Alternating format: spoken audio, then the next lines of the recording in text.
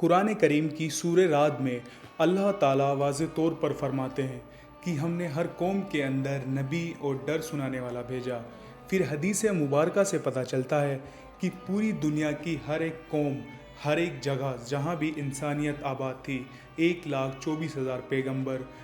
بھیجے گئے، لیکن نام سے صرف اور صرف 25 پیغمبروں کا ہے، کیونکہ ان سب کے نام، زندگی اور قوموں کے حالات بیان ہوتے تو ایک قرآن کریم ہدایت اور عبرت کی بجائے تاریخ کی کتاب زیادہ معلوم ہوتی، اس لیے ان کا ذکر کرنا ضروری نہیں تھا۔ مگر ہندو مذہب کے لوگوں کے ماننے والے لوگوں کا یہ دعویٰ ہے کہ ان کا ہندو مذہب مسلمانوں کی تاریخ سے ہزاروں سال پرانا ہے، اور نہ ہی ہندوستان کی سرزمین پر کوئی نبی بھیجا گیا۔ ان کے پاس بھی قرآن مجید کی طرح بھگوان کی طرف سے بھیجی گئی کتاب ویداس کی صورت میں موجود ہے، جس میں کسی بھی پیغمبر کا کوئی بھی ذکر موجود نہیں، جبکہ سورۃ الانبیاء آیت 107 کے اندر اللہ تعالیٰ واضح طور پر فرماتے ہیں کہ ہم نے تمام جہانوں کے لیے یعنی قیامت تک کے لیے ہدایت بنا کر بھیجا، جس کا مطلب ہے اس میں ہندوستان کی سرزمین بھی شامل ہے۔ تو پھر ہندو مذہب کے ماننے والے لوگ ان کا انکار کیوں کرتے ہیں؟ اگر اس زمین پر واقعی کوئی نبی نہیں بھیجا گیا تو پھر آپ صلی اللہ علیہ وسلم کا ذکر ان کتابوں میں کیسے موجود ہے؟ حضرت نوح علیہ السلام اور ان کی کشتی کا ذکر کیسے بیان ہوا ہے؟ حضرت عیسیٰ علیہ السلام کی واپسی کا ذکر کیسے بیان ہوا ہے؟ ایک اللہ کی عبادت کا کیوں کہا گیا ہے؟ اگر یہ واقعی اس قوم کے اندر ہدایت کے آنے والے کسی نبی کی تعلیمات ہیں جنہیں وقت کے ساتھ بگاڑ دیا گیا، تو وہ کون سے پیغمبر ہیں؟ یعنی سوال یہ ہے کہ ہندو کس نبی کی امت ہیں؟ آئے ان سوالات کا جواب تاریخ سے جاننے کی کوشش کرتے ہیں اور ایسے حقائق جانتے ہیں جو تمام ہندو پنڈت، اسکالر اور تاریخ دان آج تک دنیا سے چھپاتے ہیں۔ ہندو مذہب کے ماننے والے لوگوں کا یہ دعویٰ ہے کہ دنیا کا سب سے قدیم ترین مذہب ہے، اتنا قدیم کہ جب اسلام یا مسلمان لفظ کا وجود تک نہ تھا، جو کہ صحیح بھی ہے، کیونکہ کفر اور شرک کی ابتدا اسی دن سے ہو گئی تھی جب حضرت آدم علیہ السلام کے بیٹے قابیل نے حابیل کو قتل کیا اور اس نے الگ ہو کر کفر اور شرک کے اندر مبتلا ہو گیا۔ حضرت ابراہیم علیہ السلام کی قوم بھی بت پرست تھی۔ حضرت موسیٰ علیہ السلام کے قوم میں بھی ایک وقت تک سونے کی بچھڑے کی عبادت شروع کر دی، یہاں تک کہ آپ صلی اللہ علیہ وسلم کے اعلان نبوت سے پہلے کعبے کے اندر 360 بت موجود تھے، جنہیں فتح مکہ کے وقت صحابہ اکرام نے توڑ کر ٹکڑے ٹکڑے کر دیے، جس سے یہ معلوم ہوتا ہے کہ بت پرستی دنیا کے پہلے انسان حضرت آدم علیہ السلام کی نافرمان اولاد کے وقت سے آج تک موجود ہے، مگر اس کا تعلق کسی مذہب سے نہیں بلکہ گمراہی سے ہے جو کہ شیطان ان سے کرواتا رہا۔ مگر جہاں تک ہندوستان کی سرزمین کا تعلق ہے تو یہاں پر لوگوں کی ہدایت کے لیے یقیناً کئی پیغمبر بھیجے گئے، جنہیں کچھ تعلیمات تو آج بھی صحیح حالت میں موجود ہے، مگر پھر بھی اس کی کئی مورتیاں بنا کر اس کے شریک خدا بنا کر پوجا ہوتی ہے، اور آج تک ہندو مذہب کے اندر چھوٹے بڑے کئی بلین بت بنائے جا چکے ہیں۔ ہندو اسکالر کا یہ دعویٰ ہے کہ اسلام کی شروعات آج سے 1400 سال پہلے ہوئی، مگر ہندو مذہب اس سے بھی پہلا دنیا کا پرانا مذہب ہے، اس لیے اسلام کا ہندوستان کی سرزمین سے کوئی تعلق نہیں۔ مگر یہ لوگ نہیں جانتے کہ دنیا کا پہلا پیغمبر ہی ہندوستان کی سرزمین پر اتارا گیا۔ جی ہاں، حضرت آدم علیہ السلام کو دنیا میں اس وقت ہندوستان کی سرزمین سری لنکا کی ایک پہاڑی پر اتارا گیا، جہاں آج بھی ان کے قدم کا نشان موجود ہے، یعنی اس سرزمین پر پہلا قدم ایک مسلمان اور پیغمبر کا رکھا گیا، جس کا مطلب ہے اسلام کی ابتدا عرب سے نہیں بلکہ ہندوستان سے ہوئی، کیونکہ مسلمان لفظ کا مطلب ہے اپنی خواہشوں کو رب کے حوالے کرنے والا، اس کا حکم ماننے والا انسان۔ حیرت انگیز طور پر آدم بھی سنسکرت زبان کا لفظ ہے، جو کہ ہندوستان کی سرزمین کی زبان ہے، نہ کہ عرب کی زبان، جس کا سنسکرت میں مطلب ہے پہلا، شروعاتی یا اوریجنل۔ اس لیے آدمی کا مطلب ہے آدم علیہ السلام کی اولاد، جنہیں قدیم سنسکرت کی کتاب کے اندر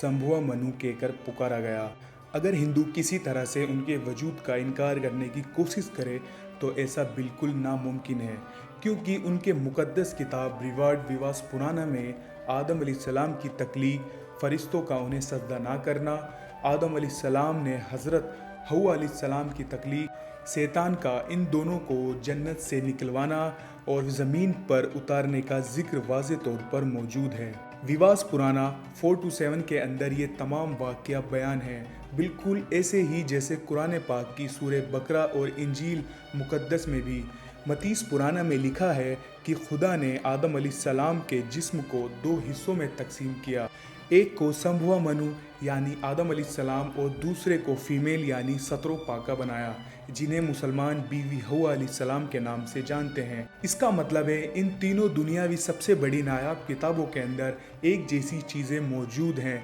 तो इनका सोर्स भी एक को ही होना चाहिए, यानी एक खुदा को। श्रीलंका की सरजमीन से हिंदुस्तान की सरजमीन को जोड़ने के लिए कदीम तरीन कुदरती पुल आज भी हज़ारों सालों से पानी के दरमियान मौजूद है, जिसका बनाना कोई इत्तेफाक नहीं। इसके बाद सबसे बड़ा सवाल ये है, हिंदू सरजमीन पर जिस पैगंबर को भेजा गया होगा, क्या उसके बारे में हमें कोई तारीख से सबूत मिलते हैं? सबसे पहली बात यह है कि हिंदू नाम का कोई मज़हब तारीख के अंदर कहीं भी मौजूद नहीं, ना ही हिंदू मजहबी किताबों में और ना ही कोई आसमानी किताब तौरात, ज़बूर, इंजीर के अंदर मौजूद है, बल्कि दरियाए सिंध के पास रहने वाले लोग सिंधु नदी की वजह से हिंदू कहलाए जाने लगे, जबकि असल में इनका ये मज़हब संस्कृत ज़ुबान के अंदर हिंदू नाम से नहीं बल्कि सनातन धर्म नाम से तारीख के अंदर मौजूद है, जिसका अरबी में मतलब है अपने मज़हब पर कायम रहने वाला, जिसका बिल्कुल ऐसा ही मतलब है कुरान शरीफ की सूरह रोम के अंदर भी मौजूद है, जहाँ पर इस्लाम को बाकी रहने वाला दीन कहा गया है, यानी सनातन धर्म का मतलब भी मज़हब इस्लाम है। तारीख के हवालों और मजबूत दलील से पता चलता है कि ये वेदों किसी पैगंबर पर नहीं बल्कि आदम सानी यानी हज़रत नूह अलैहिस्सलाम पर उतारी गई, जिसमें उन्हें नूहा कहकर पुकारा गया। वेदों में पैगंबर और अजीम शख्सियत के लिए मनु का लफ्ज़ कहा गया है, यानी नूह अलैहिस्सलाम को वेदों में सैलाब वाला मनु कहकर बयान किया गया और उनकी कश्ती से लेकर सैलाब तक का तमाम तर वाक़या तफसील से मौजूद है, जैसे कि कुरान की सूरह हूद में और बुक ऑफ जेनेसिस चैप्टर 7 के अंदर भी ये तमाम बयान है। वेदों में लिखा है, जब बड़े सैलाब के बाद दुनिया फिर से आबाद होगी तो मैं उन वेदों को नाफिज करूँगा। भवेस पुराना चैप्टर 4-7 के अंदर नूह अलैहिस्सलाम के तूफ़ान का बारे में बयान किया गया और ये भी कि उस मनु को खुदा ने कश्ती बनाकर उसके अंदर जानदारों को सवार करने का हुक्म दिया, जिसके बाद एक अजीम तूफ़ान आएगा जिसने हिंदुस्तान की सरजमीन पर ज़िंदगी को ख़त्म कर दिया। लफ्ज़ नूह संस्कृत ज़ुबान के अंदर भी मौजूद है, जिसका मतलब है कश्ती वाला। वही मतलब है अरबी ज़ुबान के अंदर। उस दौरान ये वेदास फ्यूचर के बारे में बयान कर रही है, कैसे एक बड़ा तूफ़ान आने वाला है और एक बार फिर से इंसानियत की शुरुआत होगी। फ्रांस के एक राइटर A.J.A. बादवास ने 40 साल तक पढ़ा और बताया कि उन्हें तूफ़ान नूह के बाद हिंदुस्तान की सरजमीन एक सहरा की तरह थी जिसे आबाद किया गया, और खुद वेद भी बार बार नूह अलैहिस्सलाम को मुखातिब करके उन्हें वाक़या को बयान कर रही है, जिसका मतलब है कि हिंदुस्तान की सरजमीन और नूह अलैहिस्सलाम के दरमियान एक ताल्लुक़ मौजूद है। और तूफ़ान नूह के बाद जिन वेदों को नाफिज करने का बयान किया गया था वो हज़रत नूह अलैहिस्सलाम की तालीमात थी, जो कि उन तूफ़ान नूह के बाद हिंदू सरजमीन पर उनके एक बेटे की नस्ल से आगे